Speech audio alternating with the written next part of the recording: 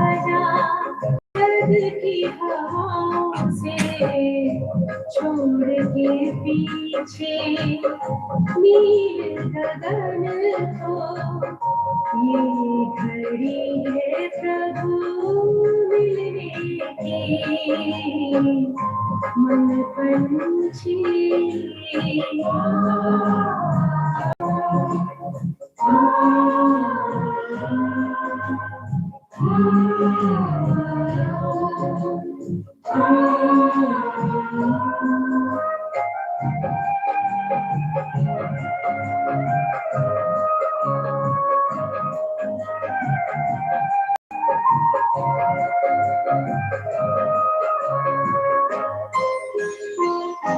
भूल के सारे जग का आकर्षण, तोड़ के छूटे देह का बंधन, तोड़ के छूटे देह का बंधन। उड़ जा प्रेम के पंख लगा कर, दिल में लगन अब मिलने की, मन पंछी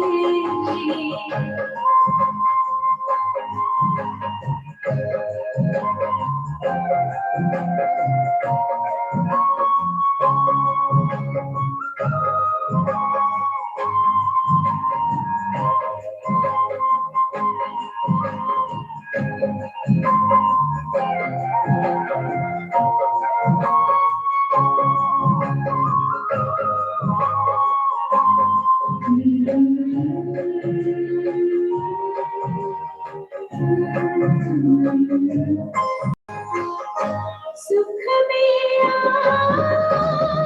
खो जाए, परम पिता से आनंद पाए, परम पिता से आनंद पाए।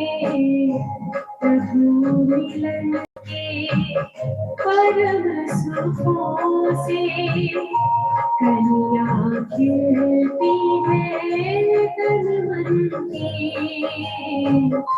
मन पंछी तू उड़ जा वतन में, रुत है ये प्रभु मिलने की। मस्त पवन है महका चमन है, मस्त पवन है महका चमन है, बेला है मंगल मिलने की,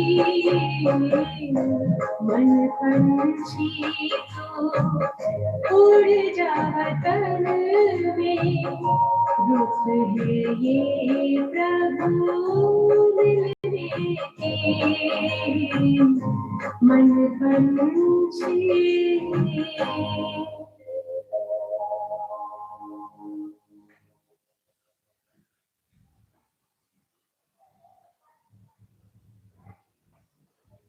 ओम शांति।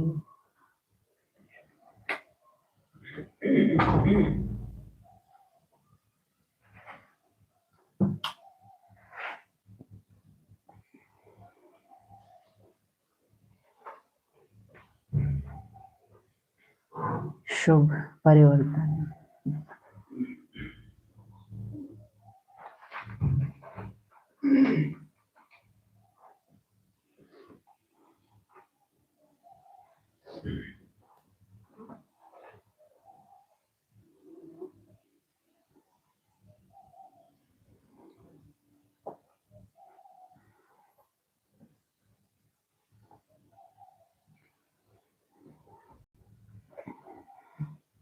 भूल के सारे जग का आकर्षण, तोड़ के झूठे देह का बंधन। आज ही मूर्ति से बिल्कुल मैच करता। पारस बुद्धि क्या है, जीवन मुक्ति क्या है, यही हे आत्मा, अपने को देह भूल आत्मा समझो। हे आत्मा, अपने बाप को याद करो, जैसे कि आज आवाहन किया हो बाबा ने। हे आत्मा। 17 मार्च 26, बाप दादा सूक्ष्म वतन। अच्छा,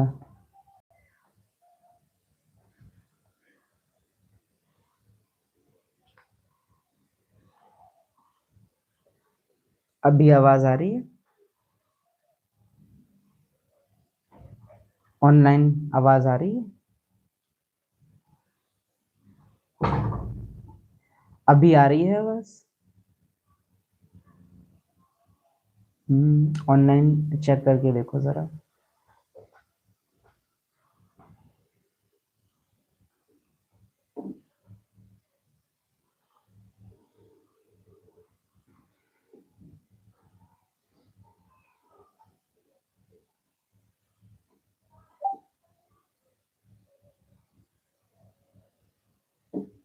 अभी भी नहीं आ रही है ऑनलाइन आवाज? आ रही है? नहीं आ रही, ओके। माइक हटा के। अभी आ रही है? हाँ, बिना माइक के आ रही है, ओके। तो फिर इसको नहीं यूज करते। मीठे बच्चे, तो ये मीठा है कौन? आत्मा है। तुम सच्चे सच्चे सत्य बाप से सत्य कथा सुनकर नर से नारायण बनते हो। तुम्हें 21 जन्म के लिए बेहद के बाप से वर्षा मिल जाता है। तो सच्चे सच्चे बाप शिव बाबा हो गए, सत्य कथा श्रीमत हो गई, नारायण बन जाते हो। तो प्रैक्टिकल ब्रह्मा को फरिश्ता, फरिश्ता से नारायण, कृष्ण, कृष्ण से नारायण बनते हुए प्रैक्टिकल में देखा। और सत्यनारायण की कथा दूसरे मामले में ऐसे भी है कि वास्तव में ब्रह्मा, जो कि विष्णु है, जो कि नारायण का पार्ट बजाता है, उसके 84 जन्म कैसे रहे, कैसे वो आत्मा ड्रामा का सबसे मुख्य एक्टर है, और कैसे उसके द्वारा शिव बाबा नवनिर्माण और पुराने का विनाश कराते हैं, वो हम देख रहे हैं। तो वंडरफुल ये जर्नी देखने में आती है। तो वास्तव में जो सच में नारायण है, उसकी कथा है सत्यनारायण। तो सच्चे सच्चे सत्य बाप से सत्य कथा सुनकर नर से नारायण बनते हो। तुम 21 जन्म के लिए बेहद के बाप से वर्षा मिल जाता है। ये तो है ऑफिशियल आज की हेडलाइन, लेकिन आज की मुरली को पढ़ करके लगा कि हेडलाइन वास्तव में ये है जिस पर आपको ध्यान देना चाहिए। बाप की आज्ञा है, जैसे अभी कल था, शायद फरमान है, कल था परसों था, जब भी था। बाप की आज्ञा है, देह के सब संबंधों को भूलकर बाप को याद करो, वही देही अभिमानी बनते हैं, वही पारस बुद्धि बनते हैं। देही अभिमानी स्थिति हो गई संगम की, पारस बुद्धि हो गई सतयुग की स्थिति। बाबा लक्ष्मी नारायण को पारसनाथ, पारसनाथनी कहते हैं। तो बाप की आज्ञा है, देह के सब संबंधों को भूलकर। ये तो नहीं है कि देह के सब संबंधों को छोड़कर, ना ये है कि देह के सब संबंधों से नफरत करके, देह के सब संबंधों को भूलकर। तो भूलकर न त्याग की बात है, ना नफरत की बात है, ना छोड़ देने की बात है, ना उनको पतित कहने की बात है। भूलना है देह का संबंध, जोड़ना है आत्मा का संबंध। और देह का संबंध भूला, आत्मा का संबंध जुड़ा, या इसका उल्टा कर दो। तो आत्मिक संबंध निभाओ, भले वो बोलने में देह का संबंध ही कहने में आता रहेगा, लेकिन निभाओ आत्मा वाला। तुम्हारी फीलिंग आत्मा की होनी चाहिए, जो कल का होमवर्क रहा, पीछे शरीर पहले आत्मा। तो यही आज्ञा है, देह के सब संबंधों को भूलकर बाप को याद करो, वही देही अभिमानी बनते हैं, वही पारस बुद्धि बनते हैं। तो पहले देही अभिमानी बनेंगे, तब पारस बुद्धि बनेंगे। यानी आत्मा जब अपना दृष्टिकोण यूज करेगी हर चीज को देखने में, तब बुद्धि कैसी बन जाएगी? पारस। और जब आत्मा देह का दृष्टिकोण यूज करेगी तो बुद्धि क्या बन जाएगी? पत्थर बन जाएगी। प्रश्न है, बाप की किस आज्ञा को पालन करने वाले बच्चे ही पारस बुद्धि बनते हैं? देह के सब संबंधों को भूलकर बाप को और राजाई को याद करो। बाप को याद करो यानी संगम युग पर आत्मा और बाबा का रिश्ता कैसा है, इसको याद करो। राजाई को याद करो, जब बाबा नहीं होता है तब भी मैं आत्मा इस स्वराज्य को कितना वंडरफुल आधा कल्प चलाती हूँ, और द्वापर युग में भी कितना अच्छा मुझ आत्मा ने संभाला है। आधा कल्प तो फिर भी ये कह देंगे ना कि बाबा का वर्षा था, तो द्वापर के बाद तो वो फिनिश हुआ ना, तो फिर भी आत्मा ने द्वापर युग में कितना अच्छा अपने को मेंटेन करके रखा। तो बाप को याद करो, यानी अभी ये जो आत्मा परमात्मा का मिलन की स्थिति है, इसको याद करो। लास्ट में आके थोड़ा ज्यादा डाउन गया है, याद है। और दूसरा, फिर बिना बाबा के भी, जब बाबा नहीं था तो भी मुझ आत्मा ने कितना वंडरफुल राज्य चलाया है। तो बाप को राज्य याद करो, और राजाई, जब मैं आत्मा राजा बन के रही। अभी तो बाबा मेरा राजा है, मन बाबा का, बुद्धि बाबा की, संस्कार बाबा के, बाप दादा के। लेकिन जब बाप दादा नहीं होते, बाबा नहीं होता, जब मैं राजा हो जाती हूँ मन बुद्धि की, तब भी कितना वंडरफुल हमने चलाया है। तो ये राज जानने से पारस बुद्धि बनते, यही सदगति के लिए सतगुरु की श्रीमत है। जो इस श्रीमत को पालन करते अर्थात देही अभिमानी बनते हैं, वही पारस बुद्धि बनते हैं। तो देवता कौन बनेंगे? देही अभिमानी बनेंगे। देह सहित देह के सब संबंधों को भूलकर आत्मा सहित आत्मा के सब संबंधों को याद करते हुए बाप को याद करेंगे। तो ये एक बहुत शब्द बदल दिए हैं, लेकिन बात वही है कि मनुष्य से देवता, देही अभिमानी से पारस बुद्धि। तो ब्राह्मण सो देवता, देही अभिमानी सो पारस बुद्धि। दूसरा प्रश्न, तुम बच्चों के पुरुषार्थ की मंजिल कौन सी है? पहले का ही ये एक्सटेंशन समझिए। जैसे वहां है देह के संबंधों को भूलना, तो कैसे भूलना? आप मुए मर गई दुनिया, यही है तुम्हारी मंजिल। शरीर से ममत्व टूट जाए, ऐसा बेगर बनो जो कुछ भी याद ना आए, ऐसे भिखारी बनो जो कुछ भी याद ना आए। अब ये भिखारी शब्द देह भान सुनेगा तो उसको लगेगा अच्छा वो जिनके पास पैसा नहीं है, लेकिन वही पत्थर बुद्धि है। फिर वो हमने पहले भी समझाया है कि हो सकता है कि पैसे कम हो और वो बाबा की नजर में अमीर हो सकता है बहुत धनवान हो और बाबा की नजरों में वो गरीब हो। क्योंकि गरीबी और अमीरी बाबा देखता है कि इसने बुद्धि से कितना पकड़ा हुआ है, कितना मैं और मेरापन ज्यादा है। गरीब को झोंपड़ी में मेरापन ज्यादा हो सकता है, अमीर को महल में न्यारापन हो सकता है। राजा जनक का मिसाल बाबा देते हैं।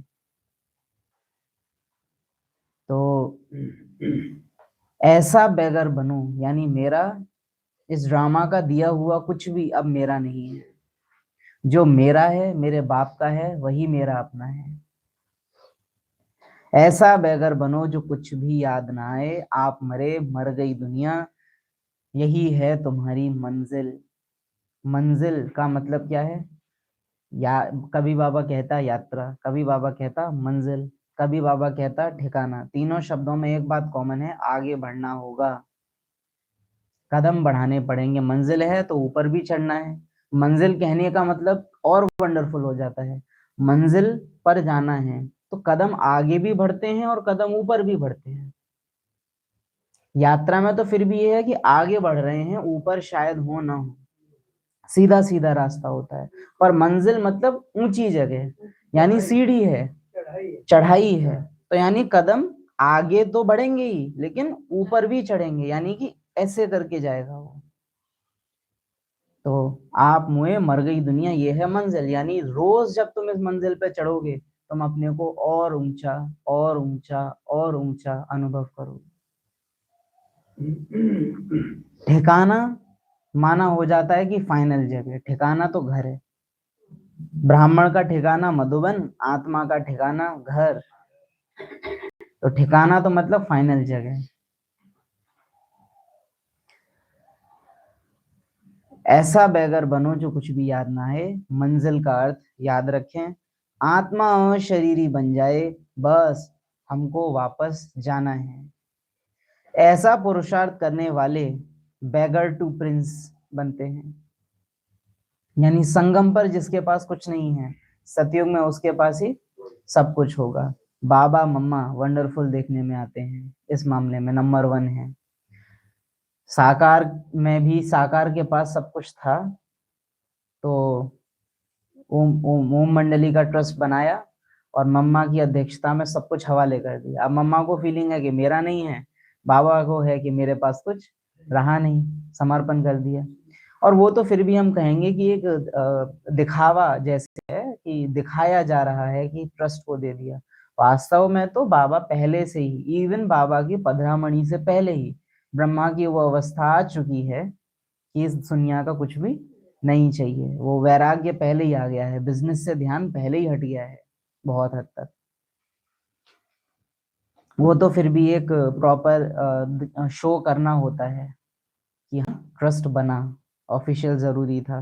वो वंडरफुल दिखाते हैं यज्ञ की हिस्ट्री में कि एक तरफ इधर कौरव गवर्नमेंट स्थापन हो रही थी, यानी कि कांग्रेस की स्थापना हो रही थी 36-37 के आसपास, और दूसरी तरफ पांडव गवर्नमेंट स्थापन हो रही थी सेम टाइम में।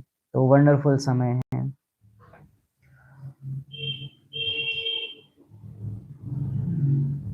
प्रश्न तीसरा, याद में कौन सी नवीनता हो तो आत्मा सहज ही पावन बन सकती है। बहुत वंडरफुल लाइन है, पूरे दिन के लिए अभ्यास भी है। याद में जब बैठते हो तो बाप की करंट खींचते रहो। इसका मतलब क्या है कि बैठ नहीं जाना है, प्रॉपर तुमको कुछ करना होगा कि मुझे मिल क्यों नहीं रहा। करंट खींचते रहो, यानी कि तुमको महसूसता होनी चाहिए। महसूसता क्यों नहीं हो रही, तो फिर मैं उसके लिए उपाय रचूं। करंट खींचते रहो, यानी भावनाएं जगाओ, अपनी स्मृति लाओ अपने अंदर। महसूसता होनी चाहिए तुमको बाबा की। करंट खींचो, करंट खींचते रहो में दिख रहा है कि तुमको एफर्ट लगाना है। खींचो, तुमको मेहनत करनी है, खींचो। बाप तुम्हें देखे और तुम बाप को देखो। क्या लाइन है? बाप तुम्हें देखे और तुम बाप को देखो। मैं तुझको नजर आऊं, तू मुझको नजर आए। ऐसी स्थिति हो, बाबा मुझे देखे, मैं बाबा को देखूं। यानी बाबा तो देख ही रहा है मुझे, जो है जैसी है आत्मा वैसा। मैं भी बाबा को वैसा देखूं जैसा बाबा है। विदेही, असोचता, अभोक्ता, अकर्ता, सबसे उसका प्यार है, किसी से उसकी नफरत नहीं है, सबके लिए उसकी दृष्टि में समानता है। तो बाबा कैसा है उसको उस नजर से, उस फीलिंग से देखना। उसके लिए सबसे पहले तो मुझे खुद आत्माभिमानी होना होगा, क्योंकि आत्मा ही बाबा को बाबा की तरह से देख सकती है। देह भान अगर देखेगा, इवन ब्राह्मण आत्मा का पार्ट भी, ब्राह्मण पार्ट भी बाबा को बाबा की तरह नहीं देख सकता। आत्मा ही परमात्मा को उसके ओरिजिनल स्वरूप में देख सकती है।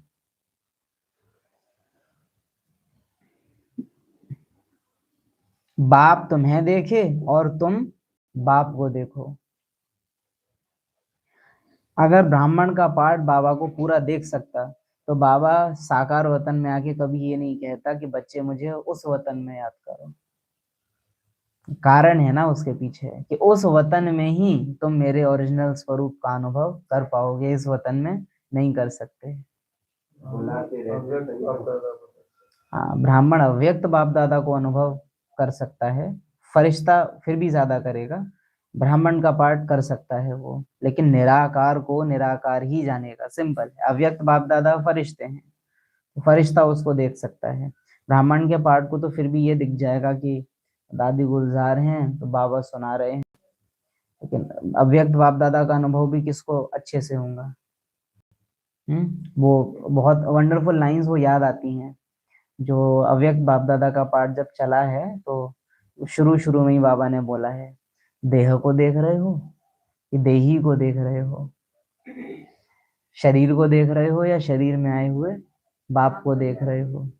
तो ब्राह्मण या फरिश्ता अव्यक्त बाप दादा को अनुभव करेगा, आत्मा आत्मा को अनुभव करेगी, स्टार स्टार को अनुभव करेगा, देह देह को अनुभव करेगी, देवताएं देवताओं को अनुभव करेंगे। ये वो क्या कहेंगे, एक तरह से अंतर बने हुए हैं, सबके अपने अपने खाने हैं। कि देवताओं के राज्य में सिर्फ देवताएं ही हैं, फिर क्षत्रिय हैं, सब क्षत्रिय हैं, मैचिंग मैचिंग वाले मिलते हैं, जिसको बाबा अभी लास्ट में कहता है समान ही साथ चलेंगे। देवताएं समान हैं तो साथ चल रहे हैं 1250 साल, सब युगों में यही है। तो बाप तुम्हें देखे और तुम बाप को देखो, जो है जैसा है वैसे। सबसे पहले तो मुझे हर रोज ये बुद्धि को क्लियर करना चाहिए कि बाबा कौन है, कैसा है। कि वो नशा जो कल मुरली में भी था कि तुम वो जानते हो जो कोई नहीं जानता, तो उसको ऐसे थोड़े ना कि जान गए तो रख लेना चाहिए, उसका नशा होना चाहिए आपको। जो लोग गहने वगैरह पहनते हैं या गोल्ड की अंगूठी वगैरह पहनते हैं, उनको मलाल देखा जाता है कि जब भी आईने में देख के खुद को तैयार हो रहे हैं तो एक दो बार उस चेन को छू लेते हैं, पकड़ पकड़ के देखते हैं। कान में पहना हुआ है तो उसको छुआ जाता है, वो देख भी रहे हैं तो नशा आता है उसका, मैंने पहना हुआ है। लेकिन ब्राह्मण आत्मा एक बार पॉइंट मिल गया, आप उसको धर लेती है ना। लेकिन ज्ञान योग से पहले उन पॉइंट्स को इमर्ज करो बुद्धि, वरना बाबा ने क्यों बोला आज कि करंट खींचो। क्या अर्थ है करंट खींचने का? वो भावना जगाओ अपने अंदर, वो इमर्ज करो कि बाबा कौन, कैसा, किससे मिलने आया, कब मिलने आया। आत्मा बाबा ड्रामा रिफ्रेश करो, जगाओ उसको फिर से। फोन अटक जाता है तो क्या करते हो? कभी हुआ होगा ना, फोन चलाते चलाते अटक जाता है तो क्या करते हो? रीस्टार्ट होता है ना, फिर से बंद करके फिर से चालू करो, तब ठीक चलता है। तो बाप तुम्हें देखे और तुम बाप को देखो, ऐसी याद ही आत्मा को पावन बना सकती है। पावनता होती क्या है, पतितता क्या है? आत्मा ने झूठी पहचानों से अपने को कुछ कुछ समझ रखा है, पतत बना रखा है, पहचानें झूठी हैं, मैं कौन, फलाना फलाना फलाना, ऐसा। अब पावन कैसे बनेगी आत्मा? बाबा मुझे देखे जो हूं जैसी हूं वैसी, और बाबा के इस देखने को मैं अनुभव कब कर पाऊंगी? जब मैं भी बाबा को वैसा देखूं जैसा बाबा वास्तव में है। तो मेरी और उसकी नजर नजर से नजर मिल जाती है। मैं, बाबा मुझे देख रहा है बच्चे के रूप से, मैं बाबा को देख रहा हूं भगवान के रूप से, तो नजर से नजर नहीं मिलेगी। जो जैसे जिस फीलिंग से वो मुझे देख रहा है उसी फीलिंग से मैं उसे देखूं, तब याद से याद मिलेगी, तब करंट आएगी, तब झटके लगेंगे, तब झाटकू बनोगे। याद से याद मिलनी चाहिए। तो ऐसी याद ही आत्मा को पावन बना सकती है। बाकी सारी यादों से क्या होगा? जितनी देर बैठे हो उतनी देर अच्छा लगेगा, जैसे ही उठोगे वापस जिस स्थिति में गए थे उसी स्थिति में आ जाओगे। लेकिन जब ये याद से याद मिलेगी तो मंजिल पर चढ़ोगे, ऊपर जाओगे। यह बहुत सहज याद है, लेकिन बच्चे घड़ी घड़ी भूल जाते हैं कि हम आत्मा हैं, शरीर नहीं। देही अभिमानी बच्चे ही याद में ठहर सकते हैं। कौन? अगर मैं घर को याद कर रहा हूं और मैं 1 सेकंड भी टिक नहीं पाता, तुरंत मेरी बुद्धि नीचे आती है, तो इसका अर्थ क्या है? तब नहीं, वो तो उस समय तो जैसे कहा ना कि जब परीक्षा का समय है तो पुरुषार्थ नहीं कर सकते आप। तुम्हें जब आप योग लगाने बैठो तब आप कितना ही रटो कि आत्मा आत्मा आत्मा, उस समय वो काम नहीं आएगा। पूरे दिन पीछे तुम क्या कर रहे थे? ये भी नहीं कि अरे योग का टाइम हो रहा है तो 1 घंटे पहले से मैं आत्मा हूँ आत्मा हूँ। बुद्धि पकड़ लेती है चालाकी, बुद्धि पकड़ लेती है चालाकी कि अब इसको याद करना है, तो अब ये रटना शुरू कर दिया। वो रटने की लाइन में आ जाएगा। भावना वक्त देखकर या उद्देश्य देखकर नहीं आती है। भावना तो लक्ष्य उद्देश्य विहीन होती है, वो तो कभी भी आ जाती है। भावना कोई मतलब से नहीं आती है। जैसे संकल्प है, संकल्प हम एक हमेशा लक्ष्य या उद्देश्य से लाते हैं कि ये करना है तो ऐसा सोचूं, है ना। लेकिन भावना तो कोई मतलब से नहीं आती, वो तो है। जैसे मानो मुझे कोई लौकिक की याद आ गई, अब मुझे कोई काम हो जरूरी है? कोई काम ना भी हो, बिना काम के भी याद आ जाती है ना। लौकिक लोगों की, कोई बहुत पुराना मित्र रहा है, उसकी कोई काम नहीं है फिर भी याद आ जाएगी। ये होती है भावना। देही अभिमानी स्थिति की फीलिंग अगर होगी, वो जरूरी है कि दिन में काम कर रहे हैं, अब वहां आत्मा अभिमानी स्थिति की मुझे जरूरत महसूस नहीं हो रही है, फिर भी मुझे एंजॉय, मुझे मजा आ रहा है उस स्थिति को अनुभव करने में, आत्मा हूँ, देही हूँ, तो फिर याद ठहरती है। फिर आत्मा के पास स्टॉक जमा होता है। भूल तो नहीं गए हो संडे की मुरली? भूल तो नहीं गई है? स्टॉक शब्द कुछ याद आया? खजाने, स्टॉक नहीं था, खजाना था। हम खजाने जमा करो, शक्तियों का खजाना, गुणों का खजाना, 3 लाइन बाबा ने बोली थी, इसका इसका और इसका खजाना। हम तो याद का खजाना, यह बहुत सहज याद है। लेकिन बच्चे घड़ी घड़ी भूल जाते हैं कि हम आत्मा हैं, शरीर नहीं है। और याद रहे कि अगर कोई मतलब से आप ये करने की कोशिश करोगे कि मैं आत्मा हूँ आत्मा हूँ, जैसे परिस्थिति खराब चल रही है तो आप अचानक से बाबा के लिए याद बढ़ा दो, या मूड ठीक नहीं है, या किसी ने दुख दे दिया और तब मैं बाबा के क्लोज जाऊं, तो गारंटी है, गारंटी है कि जहां वो परिस्थिति ढीली हुई, अब बाबा को छोड़ भी दोगे, कंपलसरी है। क्यों? कि याद करना क्यों शुरू कर रहे थे? दुख आ गया है, जैसे ही वो दुख जाएगा लक्ष्य पूरा हुआ। गाड़ी में बैठे थे क्योंकि यहां से वहां जाना था, वहां पहुंच गए तो गाड़ी में कौन बैठा रहेगा? मुझे यहां से ही जाना है, ये लक्ष्य अगर है तो बाबा की याद परमानेंट रहेगी। अगर हमारे लक्ष्य टेम्परेरी हैं कि आदत बदलनी है, ये करना है, वो करना है, तो ना तो कभी पूरी याद लगेगी और ना सदा रहेगी, अटकेगी वो हमेशा। बाप तुम्हें देखे, तुम बाप को देखो। घड़ी घड़ी भूल जाते हैं हम आत्मा है, शरीर नहीं। अब मुझे अपने से पूछना है, क्यों मुझे अपने को आत्मा समझना है? बाप कह रहा है इसलिए। कारण तो यही है ना हमारे अभ्यास करने का, हम क्यों अभ्यास कर रहे हैं? क्योंकि बाबा ने कहा है, यानी मेरा अपना कोई मतलब नहीं है। माँ बच्चे को खाना खिला रही है, माँ को खिलाना है इसलिए वो खा रहा है, ये भी एक कारण है। लेकिन मूल कारण क्या है? कि उसको भूख लग रही है। भूख ना लगे और माँ खाना खिलाए तो बच्चा खाएगा?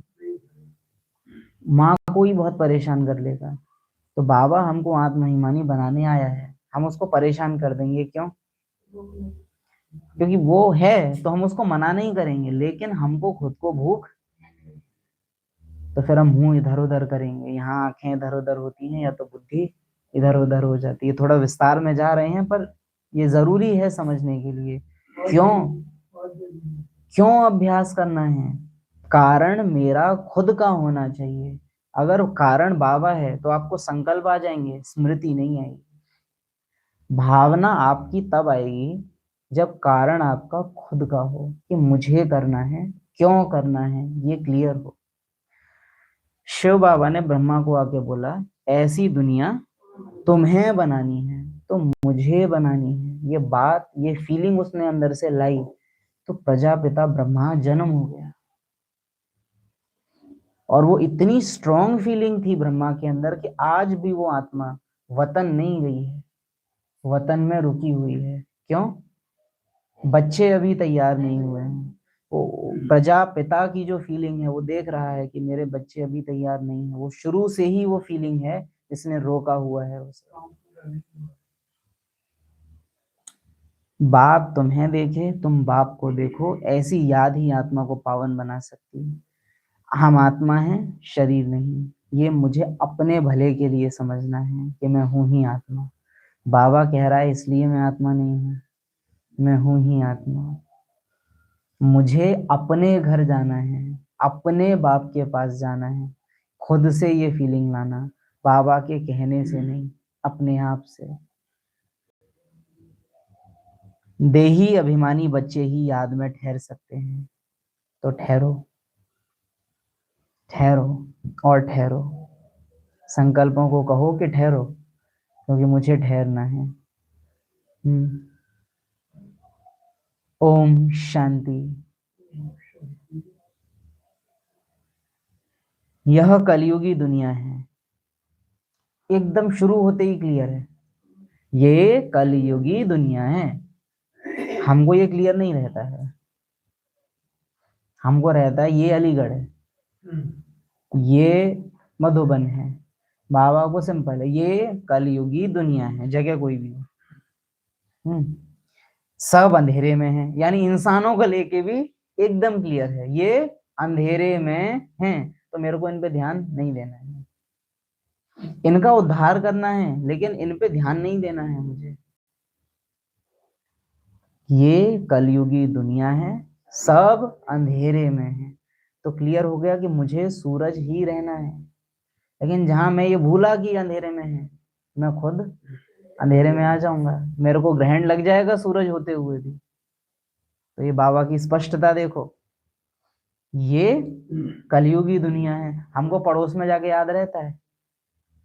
कलयुगी दुनिया नहीं देख रहे हो तो फिर उसको संगम युग सतयुग लाने का दिल भी नहीं आएगा। सब सही तो है, गेट धुल रहे हैं सबके, सब झाड़ू पोंछा हो रखा है, सही है, सब बढ़िया है।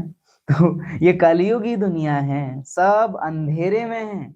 कितनी ही लाइट जला लें, कितने ही बल्ब लगा लें, झालर लटका लें, सब इसलिए तो और ज्यादा करना पड़ रहा है, अंधेरा बढ़ रहा है। क्योंकि अंधेरा बढ़ रहा है तो और ज्यादा लाइट लाइट चकाचौंध चमक लगानी पड़ रही है। सब अंधेरे में है। बाप से ही तुमको वर्षा लेना है, जिसको जीवन मुक्ति कहा जाता है। अभी सब जीवन बंध में। कितना क्लियर है भगवान को, ये देखो, सब जीवन बंध में है, सब सब। खास भारत आम दुनिया रावण की जेल शोक वाटिका में है। क्लियरिटी देखो बाबा की। सब खास भारत आम दुनिया, क्योंकि दुनिया वाले फिर भी उतने संबंधों के मोह में नहीं है, परंपराओं के उतने मोह में नहीं है। आप विदेशियों को देखो, ना तो उतने परंपराओं के ढोंग वो मानते हैं और ना ही संबंधों में अति मोह रखते हैं। वहां 5 अगर बच्चा नया भी पैदा हुआ है ना, तो जैसे अपने यहाँ तो माँ बाप बीच में सुलाते हैं, वहां अलग पालना रहता है, बिल्कुल बेड से ही अलग होगा वो। उसमें ऊंची ऊंची दीवारें रहती हैं, इतना बड़ा लगभग वो रहता है, उसमें बच्चे को रखते हैं। रोएगा तो उठ के जाएंगे, छुपाएंगे और सुला के फिर वापस बेड पे आके सो जाएंगे। लेकिन बचपन से ही उसको दैहिक स्पर्श की आदत वो नहीं डालते। वो जब बच्चा जब बड़ा होता है 14-15 साल का, वो कमाने चला जाता है, अपना खुद का मकान ले लेता है। 20, 21, 22 का होने तक तो घर तक वहां बच्चे कई बार अपने अकेले कर लेते हैं खुद के, नहीं तो किराए पे चले जाते हैं। यहाँ वो बचपन से ही जो एक टच करा के रखते हैं, आदत पड़ जाती है उसको स्पर्श की। फिर उसको बीवी से भी वैसा ही टच चाहिए जैसा उसको माँ से मिला है, लड़की को भी सेम आदत डाल रखी है। तो खास भारत आम दुनिया सब जीवन बंध में है, बंधन है। विदेशों में उतना नहीं है, इसीलिए वहां विनाश भी कैसा है, इजी इजी विनाश है बहुत। बॉम्ब्स गिरेंगे, 1 सेकंड में खत्म हो जाएंगे, ज्यादा दुख वो नहीं देखेंगे। लेकिन यहाँ खूने नाहक खेल, क्यों? बॉडी से चिपकने की आदत है, चेहरों को देखने की आदत है, तो उन्हीं को तुम डेड देखोगे, वो कंपलसरी हो जाएगा तुम्हारे लिए। तो खास भारत आम दुनिया रावण की जेल शोक वाटिका में है।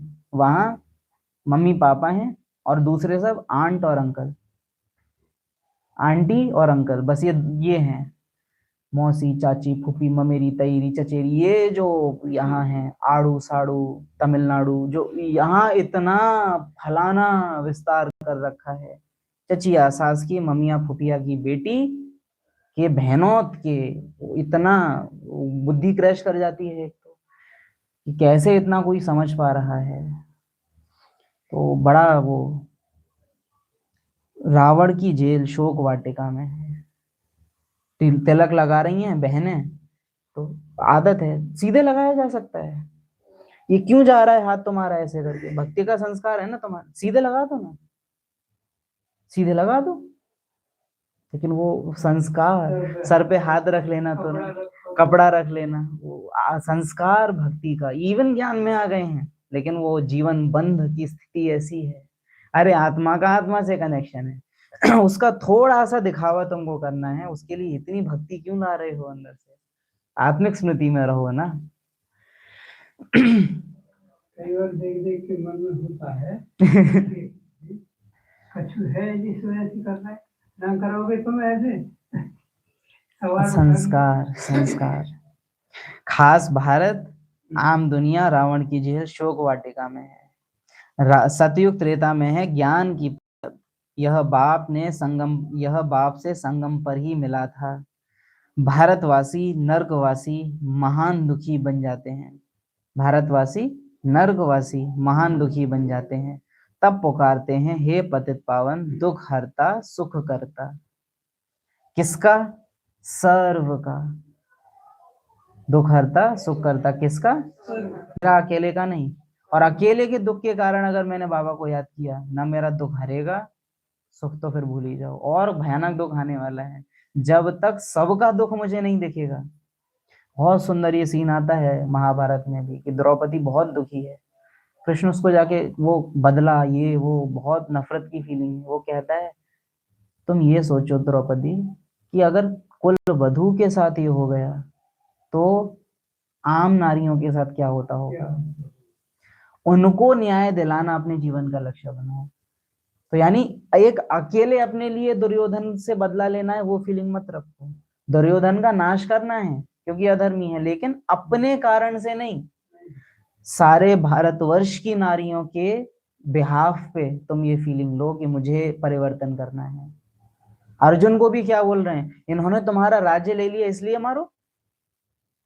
नहीं, धर्म की स्थापना के लिए, सबके उत्थान के लिए तुमको तीर चलाने होंगे। तो और इसका तुम्हें पाप भी नहीं लगेगा। धर्म संस्थापनार्थ है, वो धर्म की स्थापना के लिए तुमको ये करना है। अभ्युत्थान अधर्मस्य, कारण मेरा निजी रहेगा तो यार टिकेगी नहीं, ठहरेगी नहीं, क्योंकि निजी कारण है, पर्सनल है, यानी स्वार्थ है, स्वार्थ है। आज तक किसी व्यक्ति ने कहा कि मेरे गांव की आत्माओं की बुद्धि का ताला खोलो, बाबा बोलता है देश की आत्माओं की बुद्धि का ताला खोलो मेरे प्रति। बेहद, संडे की मूल्य है कब की है? हद नहीं, बेहद। आत्मा का कुछ भी हद का नहीं, इस हद की दुनिया में मेरा कुछ भी नहीं। कल ही था ना ये चेकिंग के पॉइंट्स थे ना, हम हद से बेहद में ये लाना है अपने अंदर। हम बहुत ज्यादा फंसे हुए हैं लोकल में, इवन ब्राह्मण बनने के बाद बाबा बार बार विश्व विश्व विश्व क्यों बोलते हैं बाबा इतना? विश्व कल्याणकारी, देश कल्याणकारी। भारत, खास भारत आम दुनिया रावण की जेल शोक वाटिका में है। मेरे घर में बाबा सुख शांति बनी रहे। तो बाबा पूछेगा कि मेरा घर अगर परम धाम है तो वहां ये मांगने की जरूरत नहीं है, स्वर्ग है तो वहां भी ये मांगने की जरूरत नहीं है, लोकल है तो वहां तो नहीं होने वाला है, कब भी नहीं होगा। वहां तो दुख शांति बढ़ेगी। अच्छा, मधुबन में सुख शांति रहेगी? एक्सट्रीम पूछ लेते हैं, एक्सट्रीम पूछ लेते हैं। जब दादियां थी तब मधुबन जैसा था कि आज मधुबन वैसा है? परिवर्तन तो तो मधुबन जो कि भगवान का घर कहा जाता, वहां पर भी गिरावट आई है। एक्सेप्ट करते हो ना? जानते हो ना? आपके घर में अच्छा हो जाएगा। मधुबन से टीचर्स हैं, सिखा रहे हैं बाबा का आवाहन करो, घर में प्रकंपन फैलाओ, दृष्टि दो। वो आत्माएं तो खुद मधुबन में रह रही हैं, क्या उनके प्रकंपन वहां नहीं फैल पा रहे हैं? प्रैक्टिकल है ये। थोड़ा सोचने में कई बार ऐसा लग जाता है कि यज्ञ के विरोधी हैं क्या या क्या, लेकिन नहीं, ये आपके जो बंधन बन गए हैं ना मंद बुद्धि, एक बार लॉजिकली सोच के देखो। वतनवासी बनो, मधुबनवासी नहीं, वतनवासी। ब्राह्मण का पार्ट भी पूरा होना है, मधुबन का पार्ट भी पूरा होना है। अगर मधुबन पहले जैसा मधुबन बना रहेगा तो कौन छोड़ेगा मधुबन? बाबा अगर मधुबन में आता रहता तो कौन जाता वतन? तो ये ड्रामा की प्लानिंग है कि वो गिरावट तो आएगी ताकि बच्चे अव्यक्त वतनवासी बने। ये राज समझो। है ना? तो सतयुग त्रेता में है ज्ञान की प्रारब्ध। यह बाप से संगम पर ही मिला था। भारतवासी नरकवासी महान दुखी बन जाते हैं तब पुकारते हैं दुख हरता सुख करता पतित पावन किसका? सबका। तो सबसे पहले बाबा का टाइटल है पतित से पावन बनाने वाला, फिर है दुख हरता, फिर है सुख करता। तो यानी पतित पावन ये क्वालिटी हो गई संगम की। दुख हरता कलयुग, सुख करता सतयुग। 3 युगों से कनेक्शन हो गया बाबा का इन 3 शब्दों में। पतित पावन, दुख हरता, सुख करता। किसका? 800 करोड़ का। 800 करोड़ क्योंकि खास भारत 800 करोड़ का कहें, 33 करोड़ का कहें। 33 करोड़ का पतित पावन कहें तो वंडरफुल रहेगा ज्यादा। बाकी ज्यादा डिटेल में थोड़ा बचते हैं, क्योंकि खास भारत दुनिया आम में 5 विकार हैं ही हैं ही नहीं, हैं ही हैं। कोई बना बनाया देवता नहीं है, हैं ही हैं, कंपलसरी है। कोई बच्चा कितना ही छोटा, कितना ही भोला, कितना ही मासूम क्यों ना हो, हैं उसमें 5 विकार। कलयुग में निर्विकारी नहीं हो सकता। दबे हुए भी नहीं रहते आजकल तो। थोड़ा सा बड़ा होने दो, बच्चे नहीं होते आजकल, दुष्ट होते हैं। उसमें कुछ टाइम के लिए वो इनोसेंस रहेगी, अगर परम धाम से नई नई आत्मा उतरी है तो। बाकी परम धाम से आत्मा नई नई आपके पड़ोस में उतरे, इसके चांस बहुत कम है। वो उतरेगी तो बहुत वेल्दी घर में उतरेगी, वो हमको अड़ोस पड़ोस में रिश्तेदारी में देखने को मिले, इसके चांस बहुत कम है, बहुत कम। वो बहुत रॉयल घर में जाएगी। और एक्टर्स एक्ट्रेसेस उद्योगपति वो यहाँ जाएंगे क्योंकि उनको एक्सट्रीम सुख चाहिए और फिर एक्सट्रीम दुख में जाएंगे। जो देखते हो ना एकदम पोर्शे, मतलब बहुत महंगी महंगी गाड़ियां करोड़ों की मिली हुई हैं, बचपन से मजे में, फिर एक दिन ठोक दी, फिर एकदम बदनाम हो गए, फिर एक दिन मर गए। तो वो गति है ना, जो वो आप समझना चाहिए कि आई एकदम सतो रजो तमो फिनिश, एक ही जन्म में। वो तीनों बहुत फास्ट देखते हैं, तीव्र हैं वो बड़े। तो 5 विकार हैं ही हैं। अबलाओं, अहिल्याओं, गणिकाओं और गुरु लोग जो हैं उनका भी मुझे उद्धार करना है, क्योंकि यह तो है ही पतित दुनिया। अब कैसे करना है उद्धार? अबलाओं को बताना है कि तुम अबला नहीं आत्मा हो। अहिल्याओं को यानी अपने पाप कर्मों से जो दबी हुई हैं उनको भी क्या समझाना है ऐसी आत्माओं को, तुम पाठ अनुसार तुमसे पाप कर्म हुए पर आत्मा पापी नहीं है, उनको न्यारा बनाना है उससे। तो गुरु लोग, अरे तुम्हारा भी गुरु मैं हूं, तुम क्या गुरु बनोगे किसी के? उस अहंकार को छोड़ो। सबका ही उद्धार मुझे करना है। द्रोणाचार्य का उद्धार किया था ना, भीष्म का भी उद्धार किया था, क्योंकि यह तो है ही पतित दुनिया। अगर कोई ऐसा टीचर है किसी भी सेंटर पर जो अपने सेंटर के आने वाले स्टूडेंट्स का मोही बनता है, तो वो सदगुरु का स्टूडेंट कहा जाएगा या द्रोणाचार्य कहा जाएगा? द्रोणाचार्य। अपने सेंटर के स्टूडेंट्स के लिए दूसरे सेंटर्स के साथ गलत जो कर दे, या अपने मैं और मेरेपन में ज्यादा रहे सेंटर को लेके, तो तुलना किससे करोगे? द्रोणाचार्य। बुरा नहीं है, द्रोणाचार्य बुरे नहीं है, लेकिन क्यों मारे गए? एक तो पुत्र मोह है, दूसरा अर्जुन का भी थोड़ा सा दिखाते हैं कि पक्ष थोड़ा सा लिया। तो क्योंकि यह है ही पतित दुनिया, मनुष्यों की वैरायटी एक ही है, उनके ही 84 जन्म है। मनुष्यों की वैरायटी एक है, उनके ही 84 जन्म है। तो यहाँ चाहे अमेरिकन हो चाहे ऑस्ट्रेलियंस हो, मनुष्यों की वैरायटी एक है, उनके ही 84 जन्म है। यानी सतयुग में जो जीव जंतु जानवर पेड़ पौधे वनस्पति हैं वो द्वापर में नहीं रहेंगे, द्वापर में जो हैं वो कलयुग में नहीं रहेंगे, उनके 84 जन्म नहीं हो रहे हैं। यानी युग बदलते साथ ही जो पेड़ पौधे जीव जंतु पशु पक्षी हैं इनकी वैरायटी चेंज हो जाएगी। मनुष्यों की वैरायटी यानी जो ऑर्गन्स नारायण की बॉडी में होंगे वही सेम ऑर्गन्स ये जो कलयुग में भी लास्ट घोर सबसे ज्यादा पतित जो पाठधारी होगा उसकी बॉडी में भी सेम रहेगा। ब्रह्मा की बॉडी में भी सेम। मनुष्यों की वैरायटी एक है, उनके ही 84 जन्म है। यानी कि युग परिवर्तन के प्रभाव में मनुष्य शरीर नहीं आएगा। हाँ, कलाएं गिरेंगी लेकिन शरीर जैसा है मेंटेन रहेगा। यानी गुड़िया सेम रहेगी, डॉल सेम रहेगी, सेम सेम सेम। मनुष्यों की वैरायटी एक ही है, उनके ही 84 जन्म हैं। सतों से और सब वैरायटी बदलेंगी। जैसे सतयुगी फ्रूट्स का भी वर्णन आप सुनो, बाबा जो बताते हैं, आज के टाइम में तो हम यकीन नहीं कर सकते। हाँ, वो जिस तरह की चीजें हैं तो वो यहाँ पॉसिबल ही नहीं है। तो मनुष्यों की वैरायटी एक है, उनके ही 84 जन्म हैं। सतों से रजो तमो में जरूर आना है। अच्छा, तमो से सतों में, सतो प्रधान में, अव्यक्त में जरूर जाना है ना। हमारी थोड़े ना उतरती कला है जो हम इसको सुनेंगे। बाप ने समझाया है, क्या आत्मा ने समझा है कि भगवान एक है, वह बाप है। भगवान एक है और वो एक भगवान नहीं है, बाप है।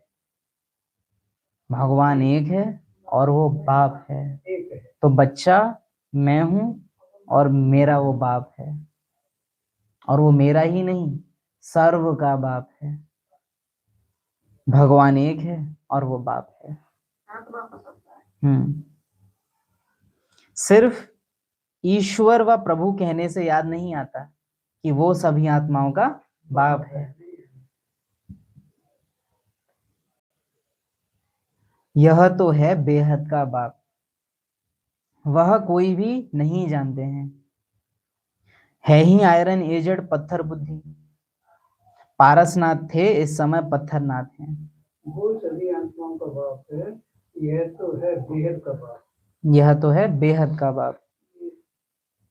आप इसको ब्रह्मा के लिए समझते हैं, रॉन्ग भी नहीं होगा। वह कोई भी नहीं जानते, है ही आयरन एजेड पत्थर बुद्धि। तो कैसे पता चलेगा या चेकिंग कैसे होगी कि मेरी बुद्धि इस समय पत्थर बुद्धि काम कर रही है या पारस बुद्धि? ऐसा नहीं होगा कि हम पारस बुद्धि बन ही गए हैं, हमारे पास दोनों बुद्धि आ गई हैं, दोनों ही आ गई हैं, पत्थर बुद्धि या पारस बुद्धि। पता कैसे चलता है कि मेरी बुद्धि इस समय पत्थर बुद्धि काम कर रही है या पारस बुद्धि? पता कैसे लगाओगे?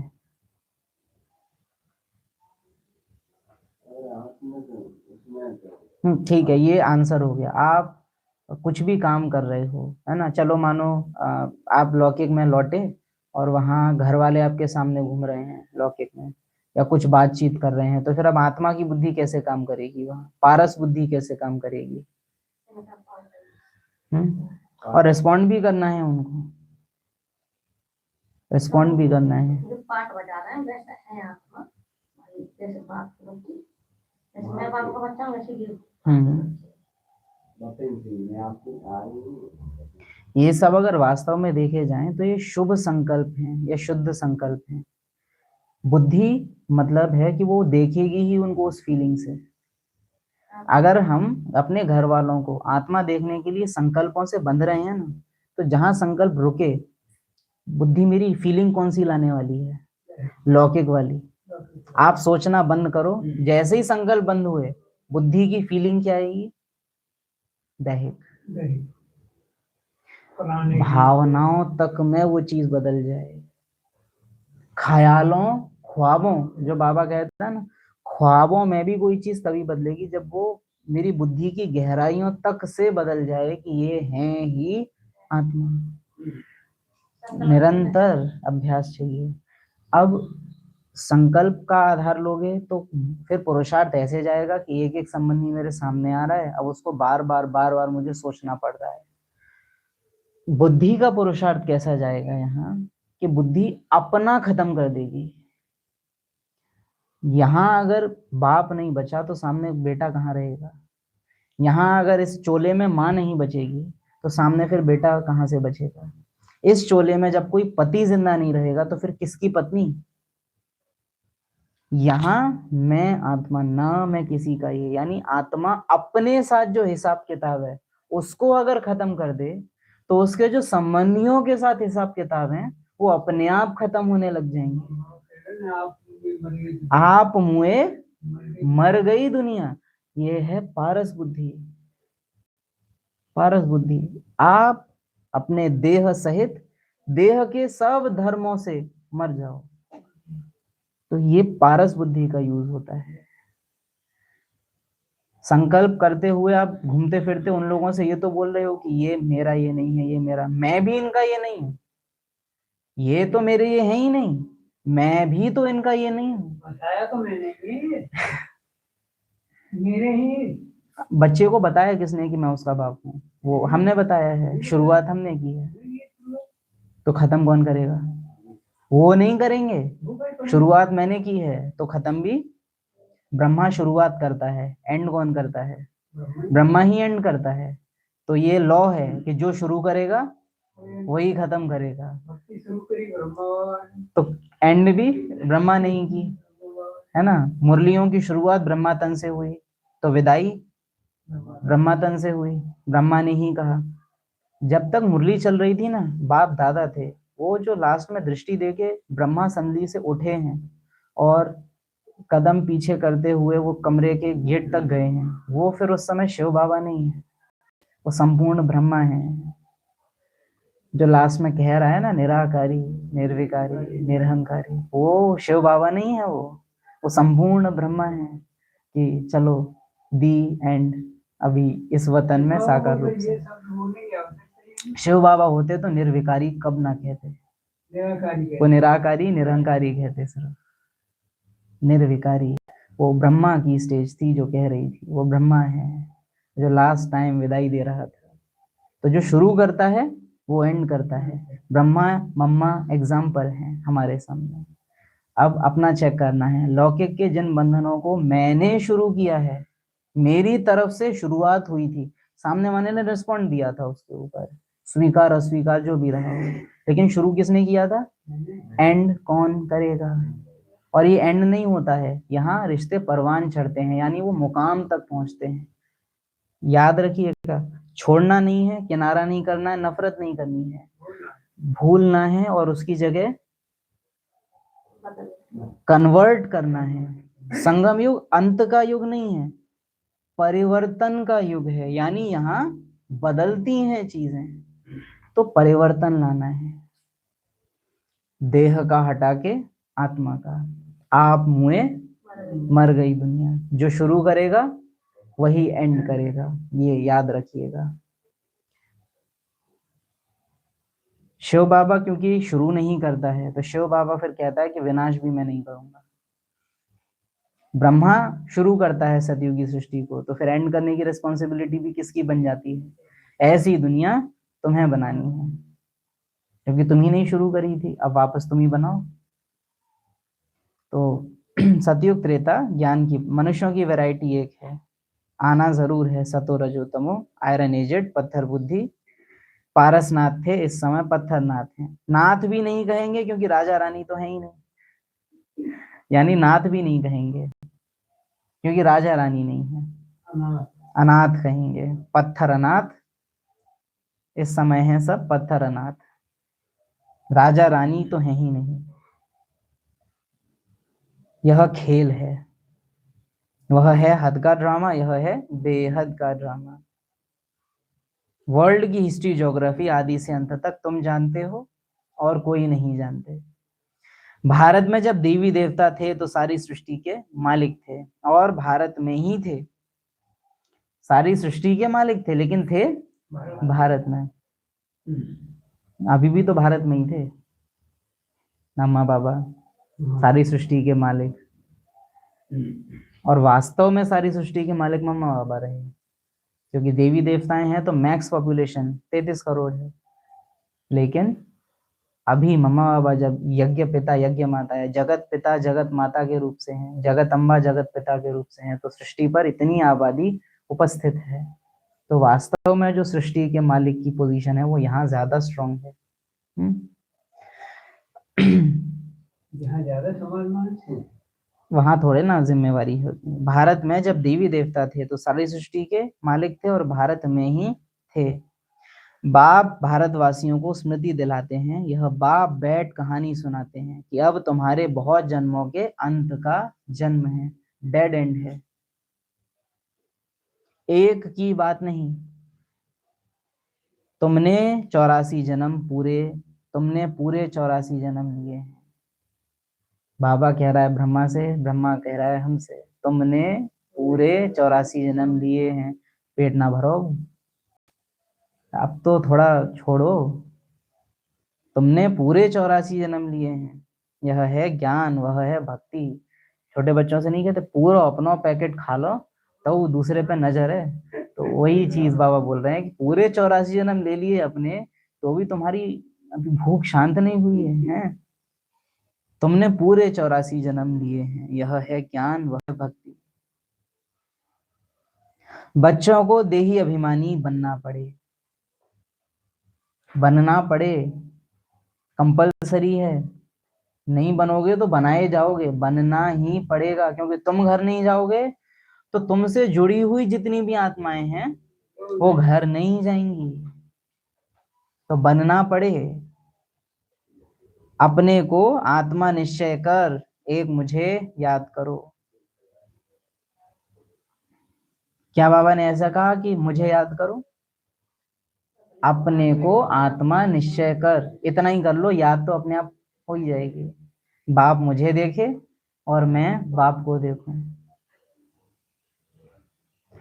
शिव बाबा तो सभी आत्माओं का बाप है कि भगवान है? बाप है सर्व का। दुख हरता सुख करता किसका है, मेरा कि सर्व का? मुझे तो दुख है ही नहीं, तो मेरा तो दुख हरता है ही नहीं। मेरे लिए तो वो आनंद का सागर है, ना तो दुख हरता ना सुख करता। ये टाइटल तो भगवान का है भक्तों के लिए, बच्चों के लिए थोड़े ना दुख हरता सुख करता है। बच्चों के लिए तो पालन करता है, बच्चों के लिए तो आनंद दाता है।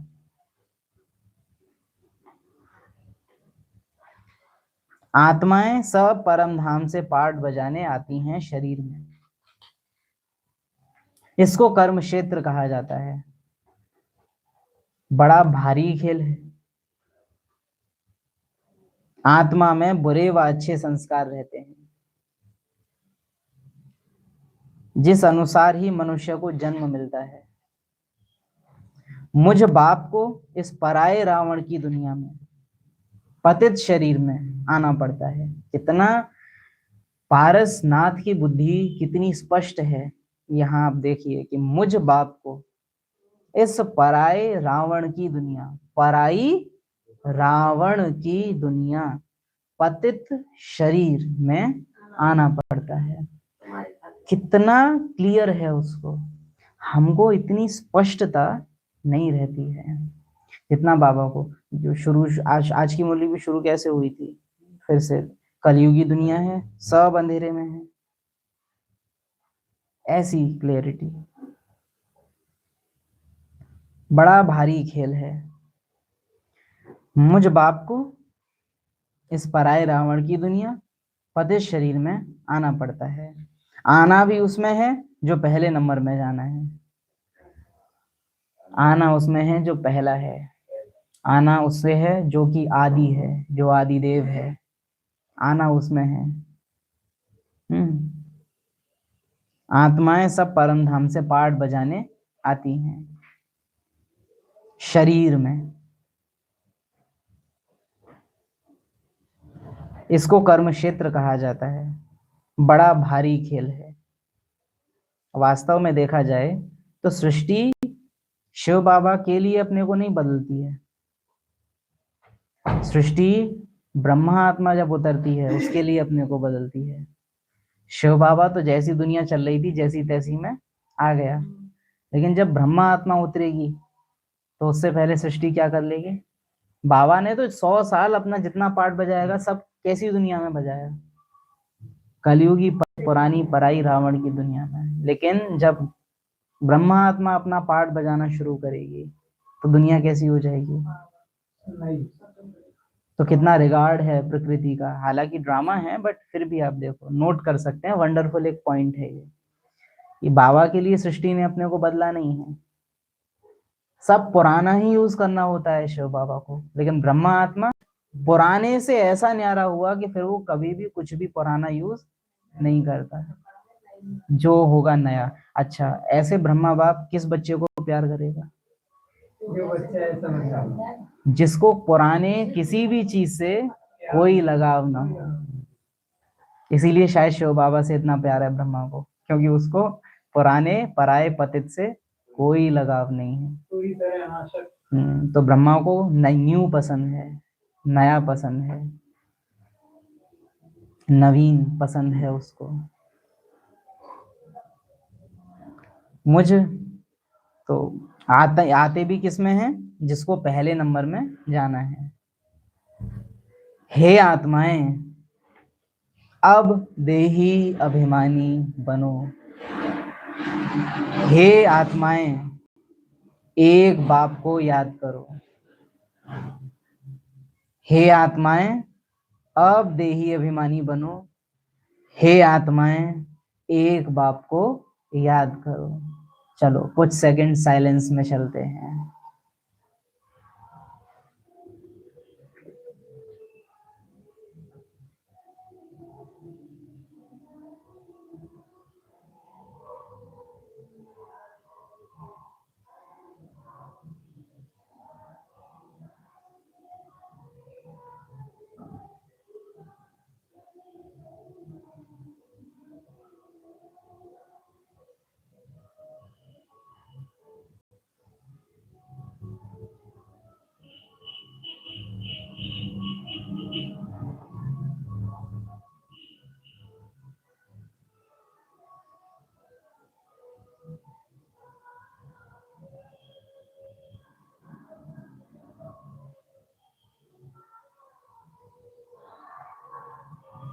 अच्छा,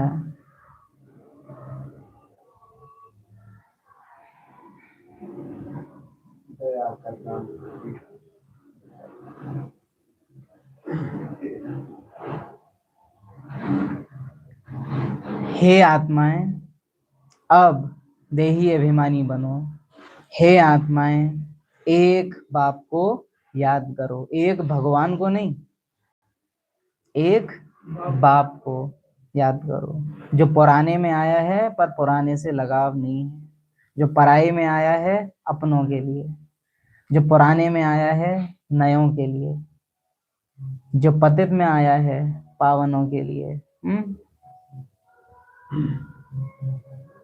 देह के संबंधों को छोड़ो तो पारस बुद्धि बन जाएंगे।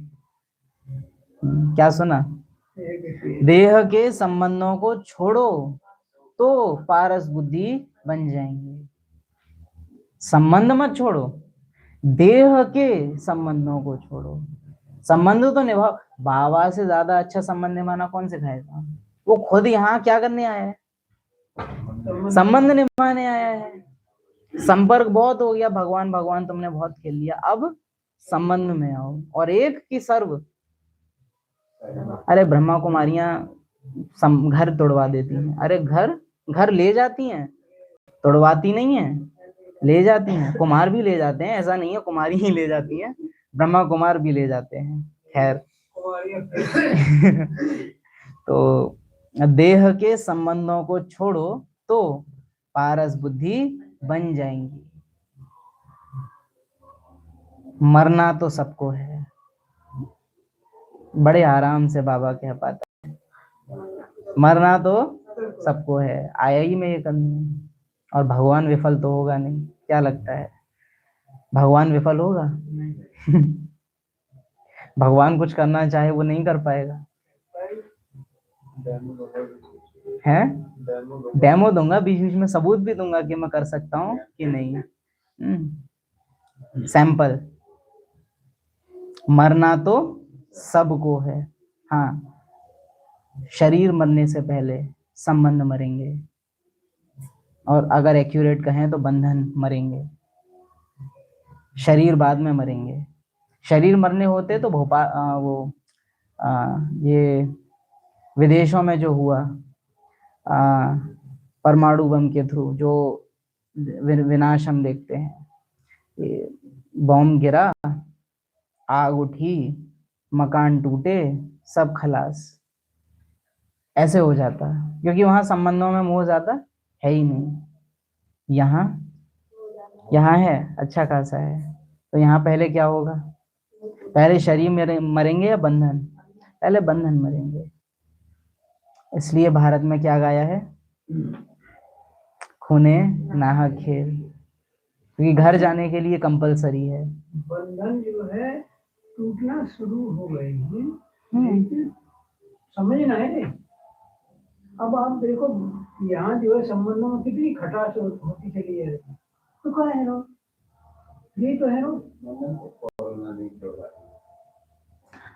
ड्रामा ने अभी भी हम कहें तो तोड़वाए नहीं है, लेकिन ड्रामा बस इशारा दे रहा है कि खुद से करो, अलौकिक को अलौकिक में बदलो।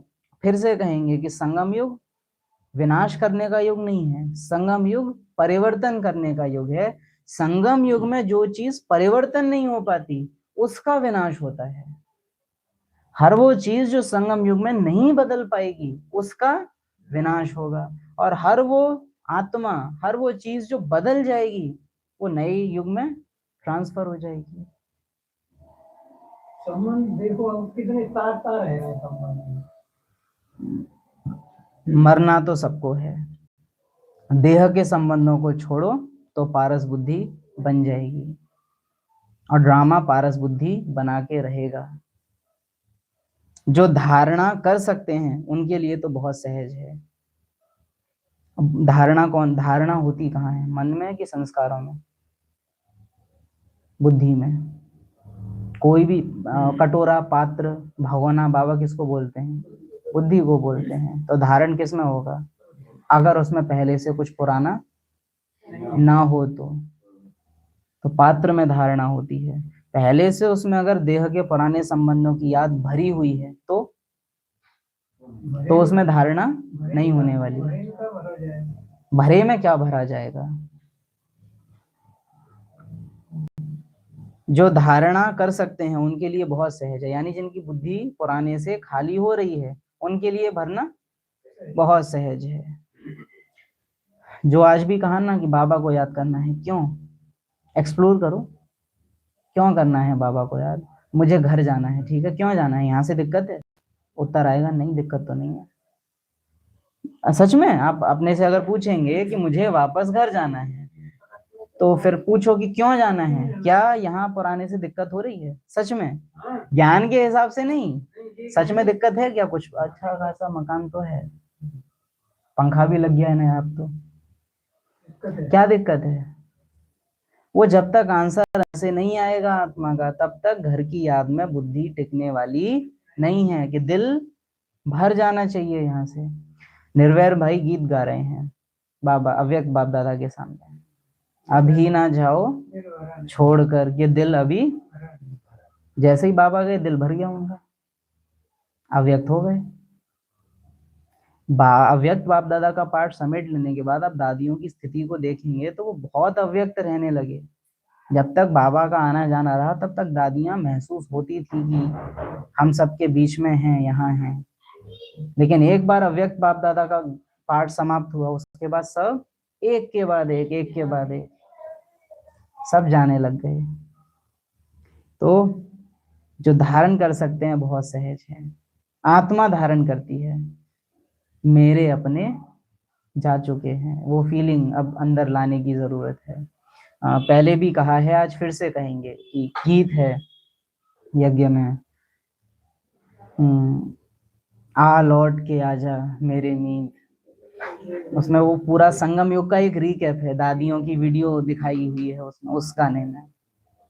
उस गाने को देखते हुए फीलिंग कि ये मेरी आंखों के सामने मेरे अपने थे और ये अब जा चुके हैं। मम्मा बाबा को देखो, ये जा चुके हैं, तो मैं यहाँ, जब तक हमको ये देह के संबंधी अपने लगते रहेंगे, हमारी जाने की इच्छा नहीं करने वाली है, नहीं करने वाली है। मेरे माता पिता, मेरी दादियां जा चुकी हैं, मुझे भी अब, जब तक ये फीलिंग अंदर नहीं बैठाएंगे, घर की याद में बुद्धि टिकने वाली, क्योंकि मेरे अपने तो यहाँ हैं, तो फिर वहां किसके पास जाऊं? जाया तो वहां जाता है ना जहां अपने हों। तो अपने कहाँ हैं? अपने कहाँ हैं?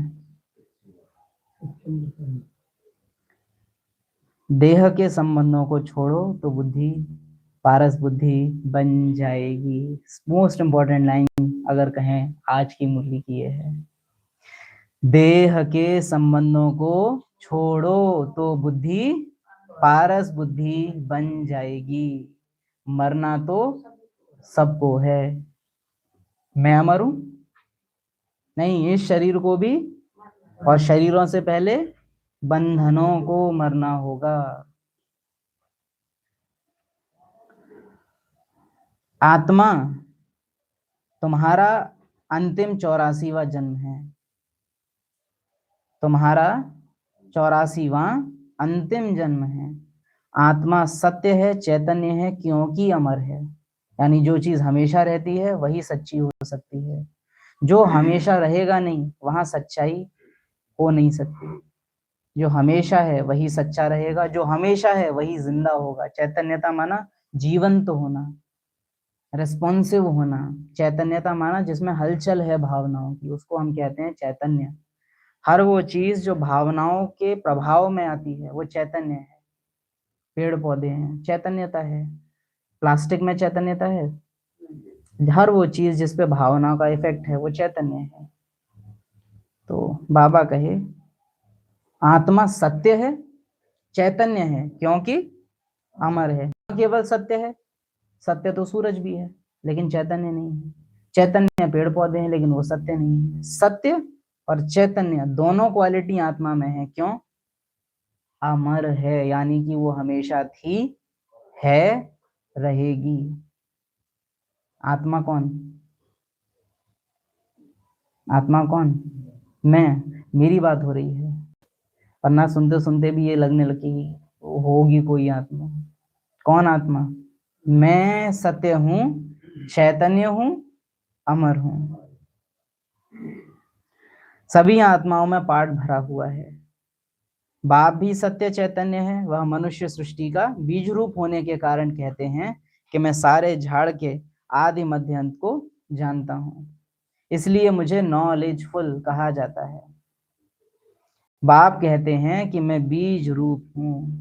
चौथा दिन फिर से बाबा ने याद किया, मैं बीज रूप हूं। यह ड्रामा बना हुआ है, इसकी एंड नहीं होती।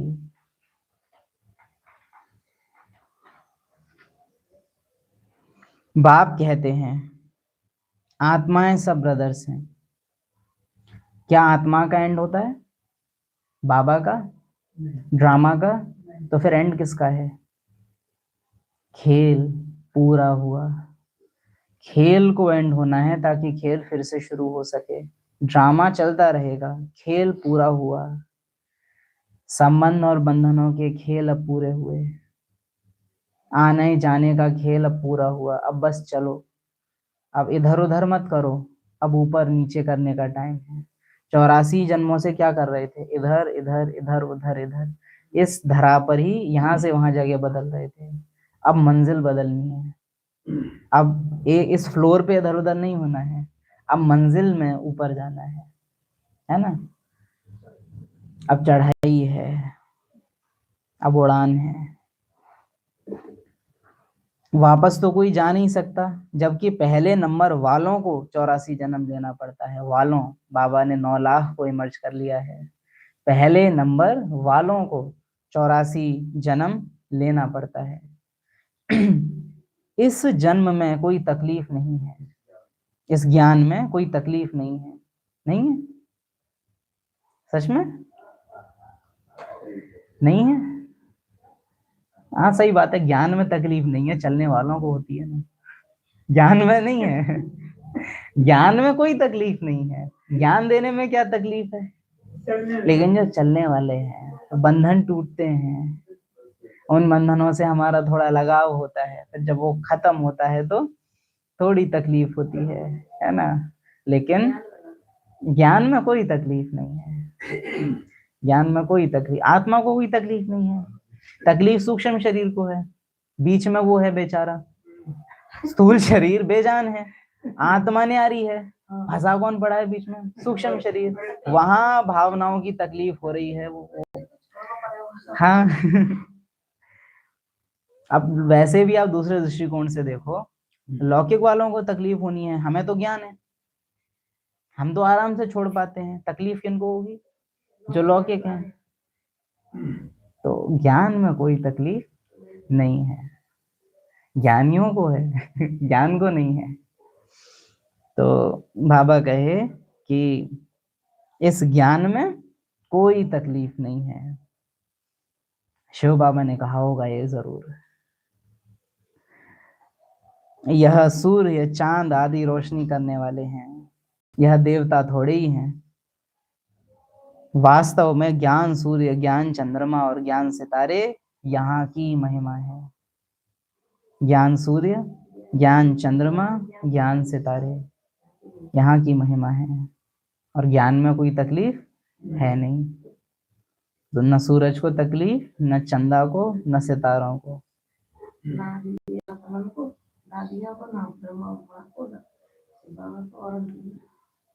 अच्छा, अच्छा तो है बाबा, अच्छा।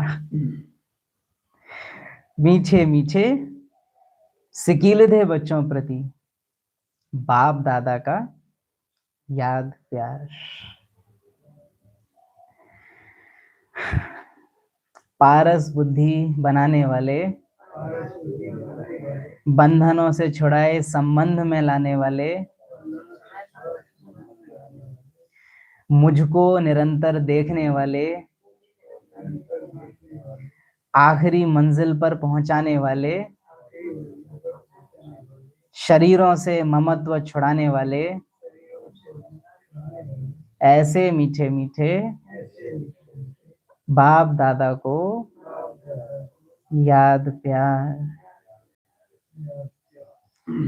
जी करता है बाबा हम पास तेरे उड़ आए, जो पिंजरे से उड़कर पंछी नील वतन में जाए, बाबा पास तेरे उड़ आए। अब कोई शय ना भाती है, याद घर की आती है।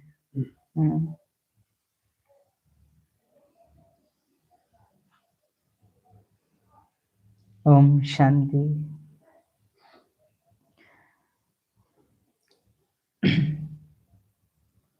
मुख्य सार, इस अंतिम 84वें जन्म में कोई भी पाप कर्म विकर्म नहीं करना है।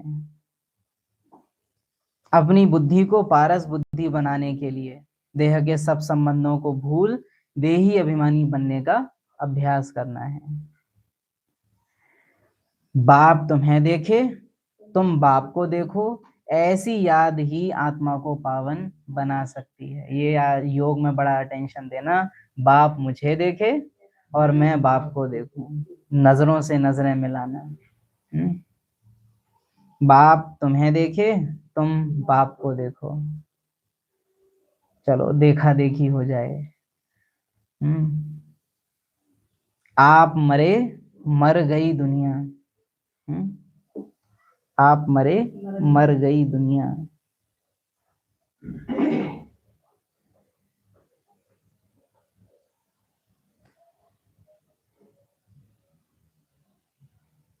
राधा बहन का माइक ऑन है? हाँ, ऑफ हो गया, अब ठीक है। यही तुम्हारी मंजिल है। तो घर में घूमते हुए या तो पूरे दिन संकल्प करते रहो कि ये मेरा ये नहीं, ये मेरा वो नहीं, या तो फिर आप मुए खुद ही मर जाओ ना उस संबंध से। तो जो सामने है वो तो वैसे ही ढीला हो जाएगा, अपने आप खत्म हो जाएगा।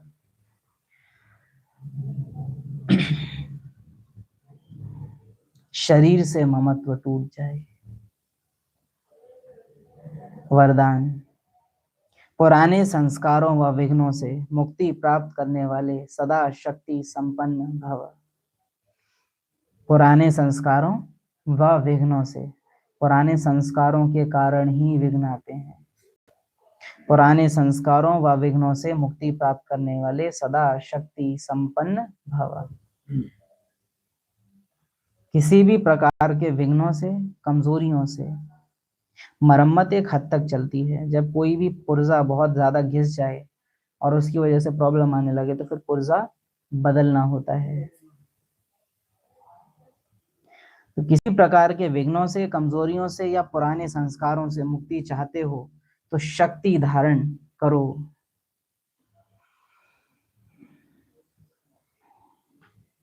उन्हें कोई भी तमोगुणी संकल्प व संस्कार टच नहीं कर सकता जो पुराने से मर जाए। जो आज भी कहा, अगर इस दुनिया में साकार में मेरे अपने जिंदा हैं तो मुझे घर जाने का, वतन जाने का, एडवांस पार्टी के पास जाने का मन नहीं करेगा, क्योंकि मेरे अपने तो यहाँ बैठे हैं, दादियों को नहीं है, चले गए मेरे अपने, तो फिर चलो हम भी चलें। शरीर से ममत्व टूट जाए। बाबा मुरली याद आती है, दो बातें याद आ रही हैं पीछे। एक तो जगदीश भाई का अनुभव, जब शरीर का अंतिम संस्कार हो रहा है, भागीरथ के रथ का अंतिम संस्कार हो रहा है, तब मैं क्यों ना साथ में लेट जाऊं। तो ऐसी इंटेंस फीलिंग्स हैं। और दूसरा याद आ रहा है जो अव्यक्त बाप दादा ने मुरली में कहा कि आप तो कहते थे कि साथ रहोगे, साथ चलोगे, फिर शरीर क्यों नहीं छूटा? छूट सकता है, छूट सकता है, छोड़ सकते हो। बाबा उस टाइम ये कह रहा था कि तुमको मेरे से प्यार है? हाँ है। क्या तुमको सिर्फ मेरे से प्यार है? नहीं। तुमको मेरे से प्यार है? हाँ। सिर्फ मेरे से ही प्यार है? नहीं। होता तो छूट जाता। अभी यहाँ वालों से प्यार है और परसेंटेज ज्यादा है। इसको आप इस तरह से समझो कि बाबा के लिए जो मेरी दुनिया में, चलो ऐसे समझो कि मेरा दिल एक मैदान की तरह से, और जिससे ज्यादा फीलिंग उतना ऊंचाई है ना। तो बाबा के लिए जो भावनाएं हैं वो ऊंची बहुत हैं लेकिन जगह कम है। दुनिया वालों के लिए जो भावनाएं हैं वो भावनाएं कम हैं लेकिन बहुत ज्यादा फैली हुई हैं। बिल्कुल ऐसे कि 50 गज और बीघा, एकड़, जो बड़ा होता हो सो हमको उतना पता नहीं। तो दुनिया वालों के लिए हमारी भावनाएं कम हैं, दुख वाली भी हैं लेकिन ज्यादा हैं, संख्या ज्यादा है उनकी। बाबा के लिए भावना है बहुत ऊंची पर है कम, कभी कभी इमर्ज होती है। जब बाबा याद आएगा तो बहुत इंटेंस याद आएगा, लेकिन जब भूलेगा तो फिर एकदम भूल जाएगा। और दुनिया वालों की याद कम ज्यादा होगी लेकिन एकदम भूल जाए वो कभी कभी होता है। समझ रहे हो? समझ रहे हो? गहराई है ये थोड़ी सी। एकदम भूल जाए वो नहीं होता। बाबा भूल जाएगा आपको, एकदम ब्लैंक, याद ही नहीं है। तो विस्तार बहुत है दुनिया की भावना का। बाबा की दुनिया में विस्तार नहीं है। भरो, करंट खींचो, आज बाबा ने बोला।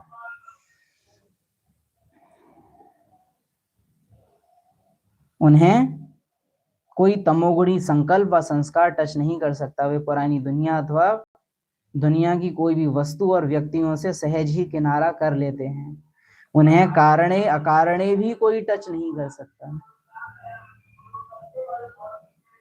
स्लोगन, हर समय हर कर्म में संतुलन रखना ही सर्व की ब्लेसिंग प्राप्त करने का साधन है।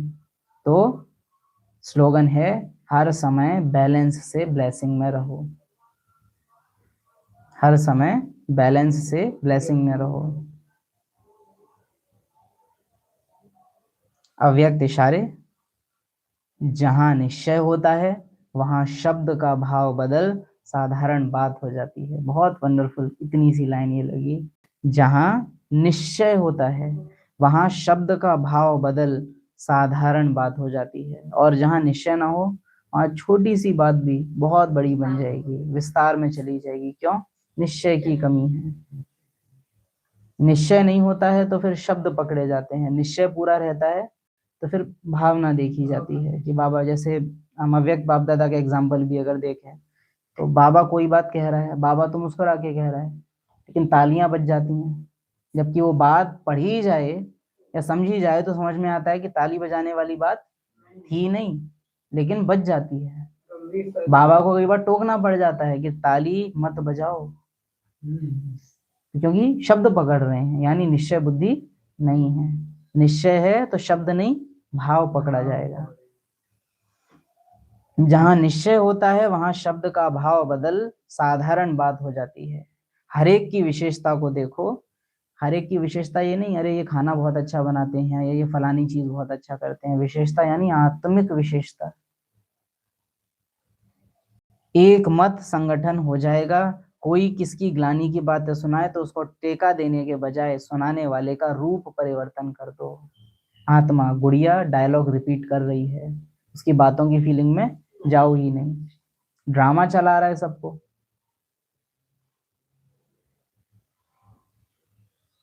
अच्छा, ओम शांति। देह के संबंधों को छोड़ो तो पारस बुद्धि बन जाएंगी। Attention please. मरना तो सबको है। बाप की आज्ञा है देह के सब संबंधों को भूलकर बाप को याद करो। वही देही अभिमानी, वही पारस बुद्धि। ऐसा बेगर बनो जो कुछ भी याद ना आए। आप मुए, मर गई दुनिया।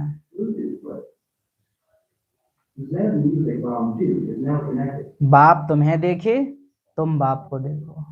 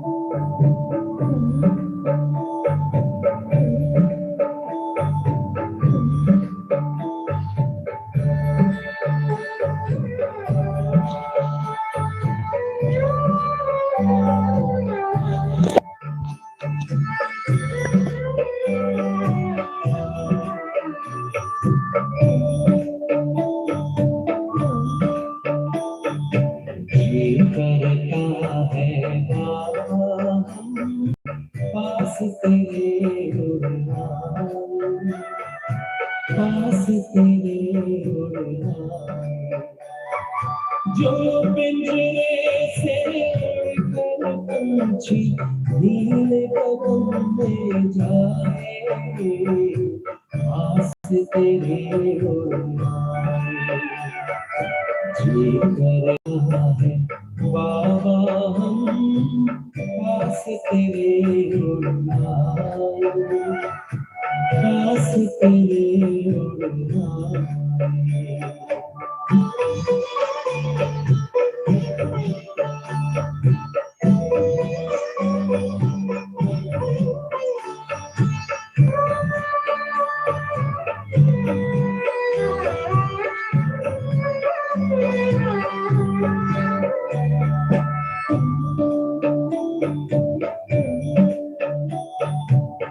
कोई शैला आती है, याद घर की आती है, कई इशारा किरण तुम्हारी जैसे हमें बुलाती है।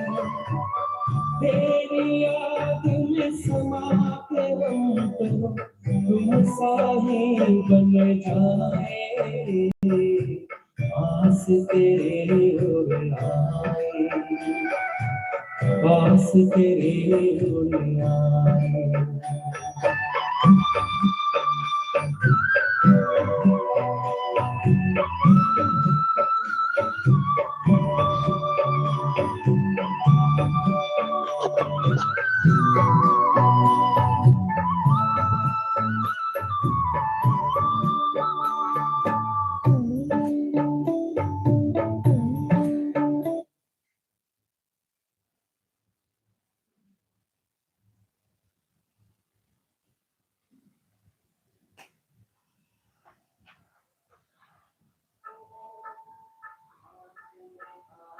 तुम्हारे बाबा प्यार की बरसात है, संगम युग में संग में तेरे हर पल मिलन मनाए, पास तेरे उड़ आए, पास तेरे उड़ आए।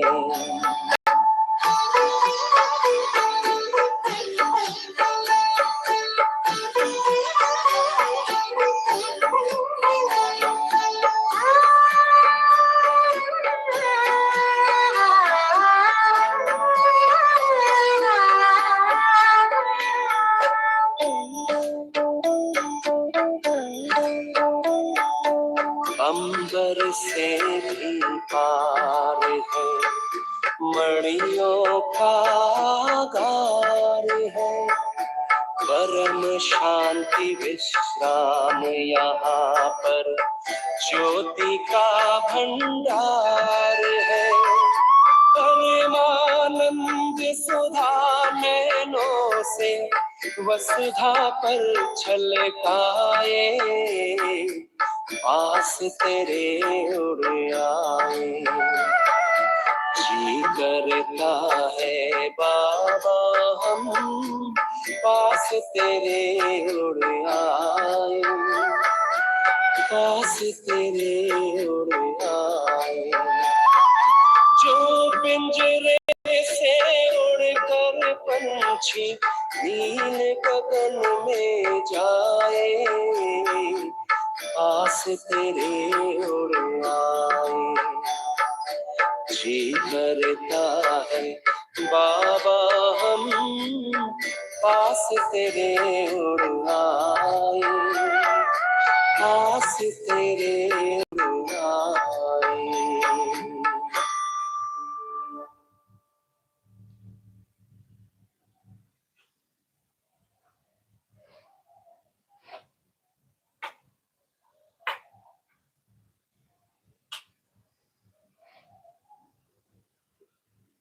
ओम शांति।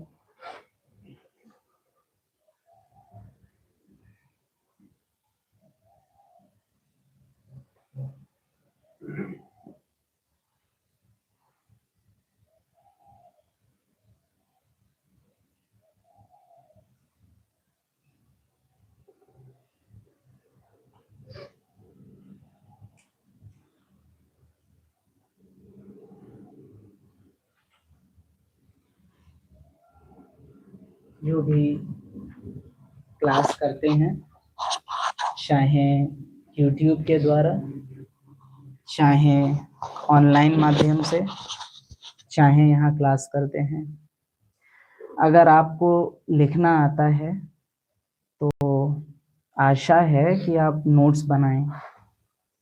और अगर ऐसा होता है कि क्लास में कोई पॉइंट्स छूटते हैं तो बाद में वीडियो के माध्यम से वो पॉइंट्स हमें नोट करने चाहिए, क्योंकि ये पॉइंट्स अभ्यास में सहयोगी होते हैं और परिस्थितियां आने पर काम में आते हैं। क्योंकि मुरली पूरी होने के बाद आज पेज उठा के मुरली रिवाइज कर सकते हैं, पर बीच में जो बाबा ने पॉइंट सुनाए होते हैं या जो समझानी होती है वो आप याद नहीं कर पाएंगे। तो या तो वो लिख लिए जाएं, या तो साथ के साथ लिखें, या तो फिर बाद में वीडियो के माध्यम से उनको पूरा करें। तो वीडियो हम ऐसा कहते हैं कि लेके बैठो, टाइम पूरा भी नहीं मिल रहा है ना तो केवल शब्द नोट कर दो, उस ही समय एक बिंदु भी छुलाएंगे उसकी वैल्यू ज्यादा होगी, बाद में पूरा भी नोट कर लेंगे उसकी अपेक्षा। क्योंकि उस समय यहाँ बैठ के आप जिस स्थिति में हैं वो स्थिति फिर घर जाके जब आप वीडियो से सुनेंगे तो वो नहीं रहेगी। तो ये तो हम भी समझते हैं कि क्लास सुनते हुए साथ में नोट करना थोड़ा मुश्किल पड़ता है कि समझें कि लिखें, यह असमंजस रहता है। लेकिन उस समय अगर ज्यादा भी नहीं है ना तो उस समझाने का कोई एक शब्द जो अच्छा लगा वो एक शब्द लिख के छोड़ दो, फिर भले बाद में उसका विस्तार कर लो, लेकिन उस समय उस स्थिति में जो शब्द लिखा वो श्रेष्ठ स्थिति बाद में इमर्ज हो जाती है। तो हाँ, तो वो हाँ है ना, तो इसीलिए तो वो स्थिति पकड़ने के लिए उस समय भले शब्द लिखो, लेकिन लिखो जरूर।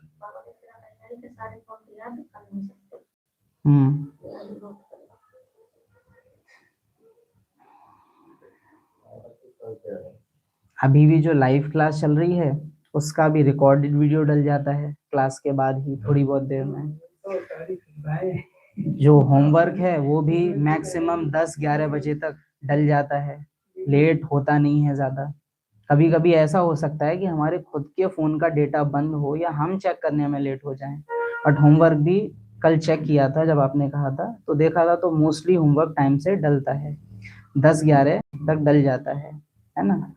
तो हम टाइम से चेक किया करें होमवर्क। और PDF जो मुरली का है, क्योंकि मुरली भी विशेष रहती है, साकार मुरली से कुछ उलट होती है, कुछ एक्स्ट्रा पॉइंट होते हैं, तो चाहे वो ऑनलाइन वाले हों उनके लिए ग्रुप में डल जाती है, जो YouTube पर सुन रहे हैं उनके लिए जो YouTube का डिस्क्रिप्शन होता है उसमें PDF डाल देते हैं। तो अब साधन तो सब तरफ से हो गए हैं, अभ्यास भी डलता है।